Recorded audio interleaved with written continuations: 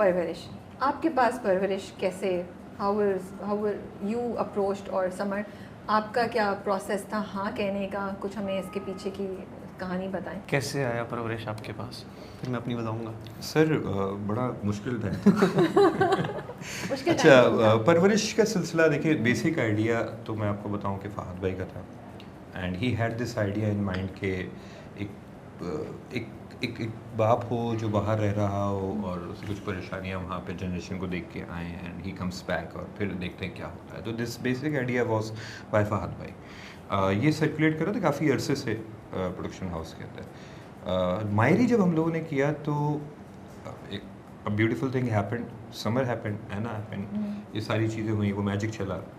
तो production house कहता है कि अच्छा हम कुछ बनाते हैं जो समर और एना को लेकर बनाएंगे। अभी क्या बनाना है ये क्लियर नहीं है, क्लैरिटी नहीं है इतनी ज़्यादा, मगर इनको लेके कुछ ना कुछ बनाना है। अब मायरी 2 नहीं बना सकते, तो आई ये वाली बात भी आई कि यार मायरी 2 बना दो। तो मैंने कहा नहीं, मैं जो एक स्टांस क्रिएट कर चुका हूँ, जो मैं एक स्टैंड ले चुका हूँ, वो टूट जाएगा, ख़राब हो जाएगा। मैं उसको कंटिन्यू तो नहीं कर सकता। मैं क्या दिखाऊँ कि वो तलाक होने के बाद वापस आ गए, कोई हलाला कर रहे हैं, तो ये तो नहीं हो सकता, ये पॉसिबल ही नहीं है।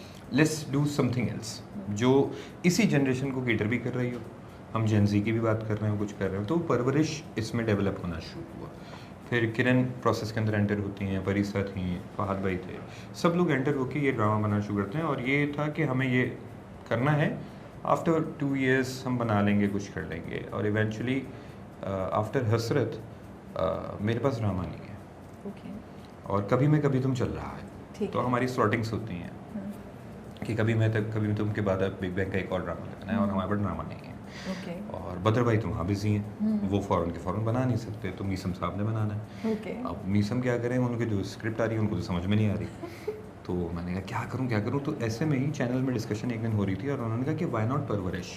तो मैंने कहा अभी तो उसकी 8 एपिसोड लिखी गई हैं, एंड इट्स नॉट क्लियर कि अभी वो हमने 7 PM स्लॉट के लिए करना है या 8 PM स्लॉट के लिए करना है, क्या करना है हम देखेंगे। तो उन्होंने कहा नहीं करते हैं। तो मैंने ठीक है, मैं जाके पढ़ता हूँ। मैंने पढ़ी, एंड डिस्कशन तो हुई थी उसके ऊपर ऑब्वियसली, मगर पढ़ने के बाद मुझे बहुत मज़ा आया। मैंने कहा यार हाँ, ये तो करना है, इसको बनाते हैं। और वहाँ से फिर ये सिलसिला शुरू हुआ, और जल्दी जल्दी कास्टिंग्स और सारी चीज़ें। तो 2 लोग तो मुझे बहुत क्लियर थे, अगर मैं बात करूँ, समर और एना तो हमें क्लियर थे। मतलब वो पहली चॉइस आपकी दोनों ये शुरू से? ये तो क्लियर थे कि भाई ये 2 कैरेक्टर्स तो हमारे पास हैं। एना का मैं बताता हूँ, थोड़ा सा उसमें हुआ क्योंकि उसकी डेट्स और उसकी चीज़ें ज़रा थोड़ी सी बिजी चल रही थी। बट समर का तो मुझे क्लियर था कि फर्स्ट हमारी किसी की भी बात में ये था ही नहीं कि यार कोई और होगा। हमारा ये था कि ये कैरेक्टर तो वली का समर, क्योंकि वो डिज़ाइन इसको लेके किया गया था, म्यूज़िक का उसका बैकग्राउंड, उसकी सारी चीज़ें, तो वो डिज़ाइन ही किया गया था कि यार समर म्यूज़िक के साथ अटैच है, हमने करना है, और ये समर ही कर सकता है। और कोई मुझे नज़र नहीं आ रहा था। Yes, people can debate that Ashir can do this thing, would love to, he's wonderful person, he is very good माशाल्लाह, मगर somehow मुझे पिक्चर सबको क्लियर थी कि नहीं, दिस इज समर। फिर हमने कुछ पुराने लोगों को उठाया, जिसमें नुमान भाई थे, नोमी भाई, मुझे दोबारा काम करना था, क्योंकि नोमी भाई के साथ मैंने बहुत छोटा काम किया था मायरी के अंदर। इट वाज ओनली 15 एपिसोड और 16 एपिसोड। मैंने कहा यार इज़ाफ़ा ज़रा हम बड़ा करते हैं इसको, एंड वो फिर शामिल हुए। फिर 7 को हमने पीछे से शामिल किया, और फिर वो दूसरी कास्टिंग वगैरह सारी चीज़ें होती रही, उसमें हम बात करेंगे। तो ये प्रोसेस हमारा हुआ परवरिश का। उसके बाद फिर बहुत सारे रोल्स ऐसे थे, क्योंकि सिर्फ ये नहीं था कि वली का रोल और माया का रोल ही ड्रामे के अंदर कहानी को आगे बढ़ा रहा हो। कहानी में समीर का जो कैरेक्टर था वो भी उतना ही इम्पोर्टेंट था, अमल का कैरेक्टर भी उतना ही इम्पोर्टेंट था, और एज अप्रोप्रिएट लोग मुझे चाहिए थे। आनिया का कैरेक्टर बहुत इम्पोर्टेंट था। नूरे मायरी पे मेरे सामने आई थी, और उस टाइम चूँकि मैं आना को कास्ट कर चुका था, तो वो बच्ची मुझे बड़ी उसमें लगा था कि यार वो पता नहीं, वो खामोश खड़ी भी रहना, तो वो कुछ चेहरा उसका कह रहा होता है, उसकी आंखें बोल रही होती हैं।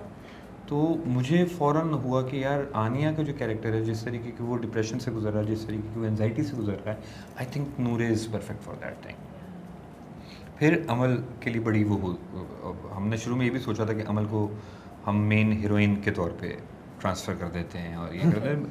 मुझे तो 2 चीज़ें, हाँ, प्रॉपर लव ट्रायंगल कर देते हैं। और 2 चीज़ें मुझे हुई, और मैंने किरण से भी डिस्कस किया, और हमने कहा कि यार नहीं, एक तो कज़न मैरिज में अवॉइड करना चाह रहा था कि यार ये बहुत हो गया, आई थिंक अब हमें इसको चेंज करना चाहिए। दूसरा रीज़न ये था कि अच्छा भाई प्रॉब्लम क्या है, अगर कोई किसी को पसंद करता हो ये एंगल क्यों नहीं दिखाते हैं। ज़रूरी है कि वो टॉक्सिसिटी पैदा करे दूसरे रिलेशनशिप में, या वो उसके उन दोनों के रिलेशनशिप के बीच में कोई कॉन्फ्लिक्ट बन जाए। एक सिंगल साइडेड एक चीज़ पसंद करने की भी तो हम दे सकते हैं लोगों को, यार ये भी होती है, तो इट्स ओके, इट्स फाइन, और आप हील होते हैं और आप आगे बढ़ते हैं।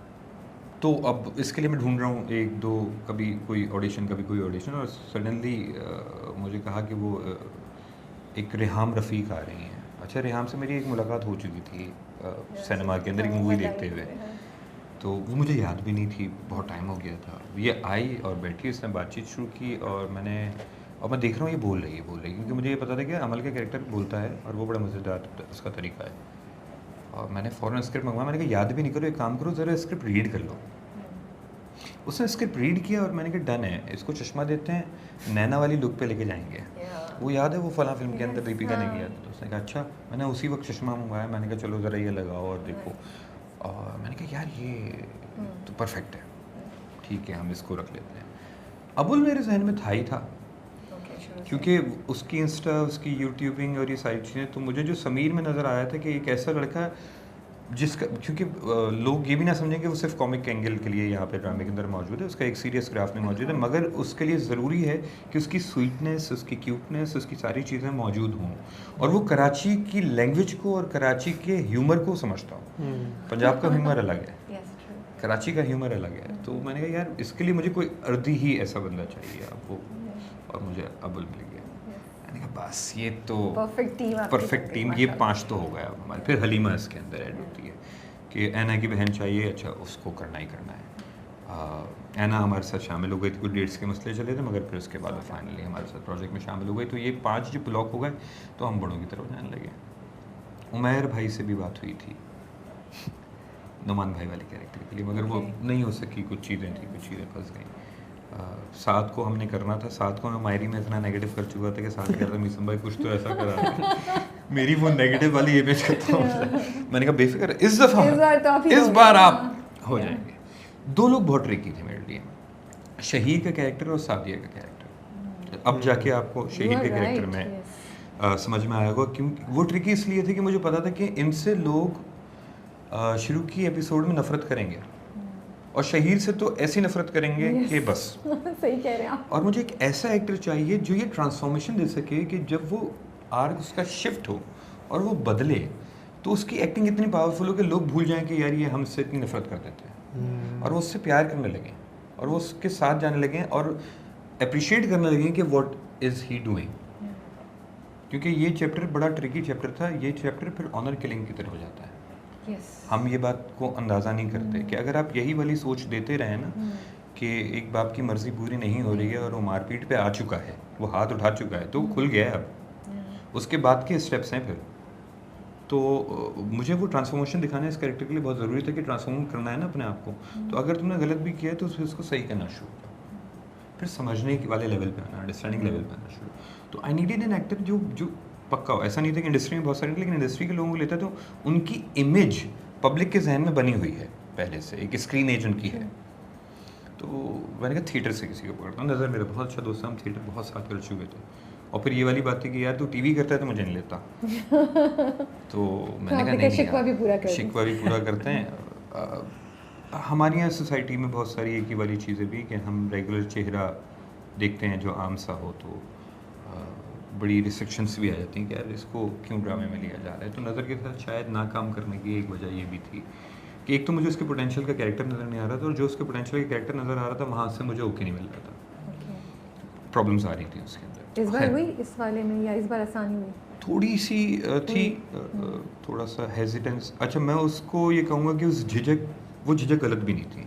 झिझक इसलिए गलत नहीं थी, देखें आप ऐसे देखें कि मैं तो जानता हूँ नज़र क्या है, मगर दूसरे लोगों को नहीं पता, तो वो थोड़ा सा झिझकेंगे कि यार पता नहीं इतना बड़ा प्रोजेक्ट है, मेन कैरेक्टर है यार, क्या कर रहे हो यार, किसको ले रहे हो। बट उन्होंने ट्रस्ट किया।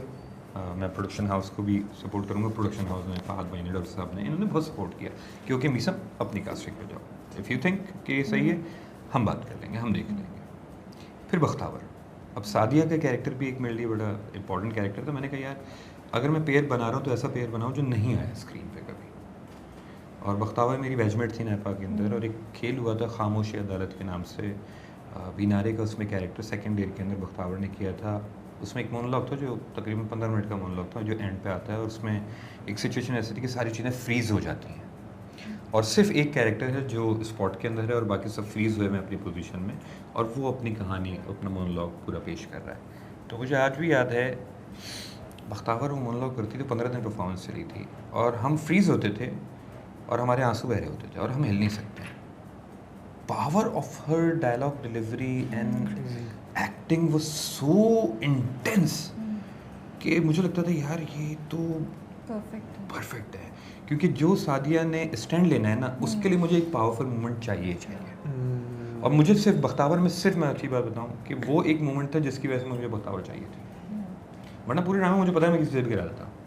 वो मोमेंट जो था ना मुझे चाहिए था कि यार कोई ऐसा परफॉर्मर जो उस मोमेंट एसेंस को कैप्चर कर सके, एसेंस को दे दें मुझे। तो मुझे लगा कि यार बख्तावर, और एक चैलेंज भी था कि अच्छा थिएटर एक्टर्स को लाते हैं, देखते हैं क्या होता है, ब्लेंड करते हैं क्या होगा। तो ये लोग ऐसे मेरे पास आ गए। फिर शमीम आपा, दादा दादी, परफेक्ट जोड़ी है, परफेक्ट जोड़ी। लेकिन और ये भी था कि स्क्रीन पे इतना ज़्यादा वो जोड़ी ऐसे आई नहीं। आज इत्तेफाक से हम लोगों ने जब शुरू किया तब मीम से मोहब्बत इतना आया नहीं था।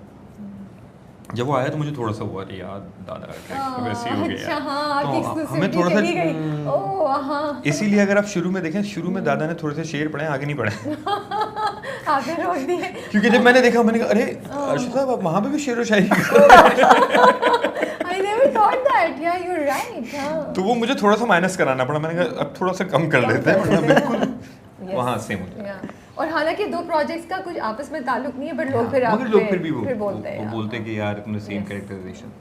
बहरहाल खैर वो अरशद साहब मेरे टीचर थे नैपा के अंदर, उनसे बात की तो कहने अरे अब तुम मुझे डायरेक्ट करो मैं सर आप इजाज़त देंगे तो कर लूँगा, वरना खामोशी से बैठ जाऊँगा, कुछ नहीं बोलूँगा। नहीं।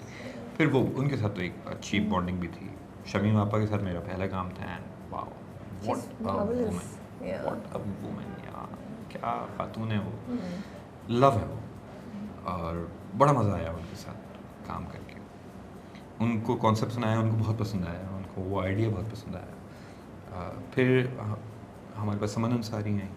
समन का मैंने एक जासूसी दुनिया एक खेल देखा था जो नैपा में हुआ था, खालिद अहमद साहब ने डायरेक्ट किया था।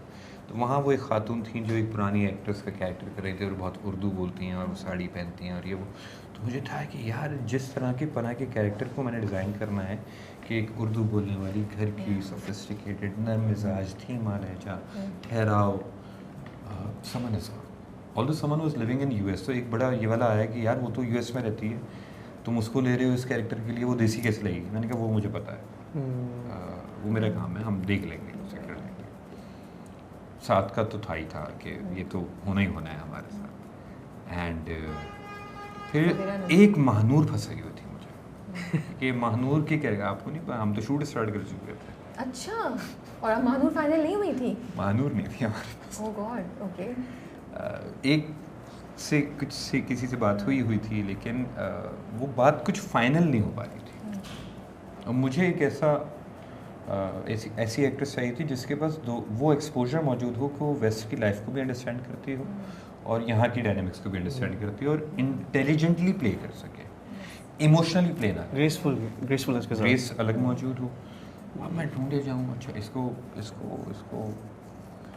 सवेरा जी मेरे जहन में बिल्कुल थी, ऐसा नहीं है कि नहीं था, लेकिन सिर्फ ये था कि यार सवेरा जी ने और नुमान भाई ने ना अभी पीछे बैक टू बैक 2-3 ड्रामे किए हैं, तो यार मैं सेम पेयरिंग के साथ आ जाऊँगा।